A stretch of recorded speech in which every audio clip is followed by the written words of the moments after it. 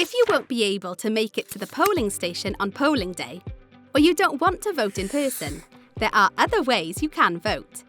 Voting by post simply means you complete your ballot paper and send it to your local elections team in the post.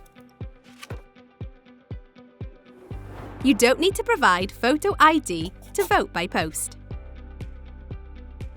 If there is an election in your area soon and you'd like to vote by post, make sure your application is with your local elections team or electoral registration office in Scotland by 5 p.m, 11 working days before the election. You will receive your postal vote pack containing your ballot paper in the post.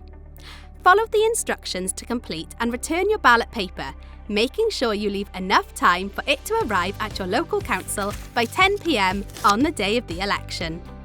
If you can't post your postal vote pack in time, you can hand it in to staff at your polling station or your local council office on election day. Voting by proxy means you allow someone you trust to vote on your behalf. This could be a friend, family member, or someone you work with, for example. You would tell this trusted person who you want to vote for in the election. They would then go to your polling station and vote for that person for you. To apply to vote by proxy, complete an application form and send it to your local elections team or electoral registration office in Scotland to arrive by 5 p.m, 6 working days before the date of the election. On the form, you'll be asked to include information about the trusted person you want to vote on your behalf. The trusted person you choose to vote on your behalf will need to go to your polling station to vote, and at elections that require photo ID, they will need to show their own photo ID to be able to cast your vote.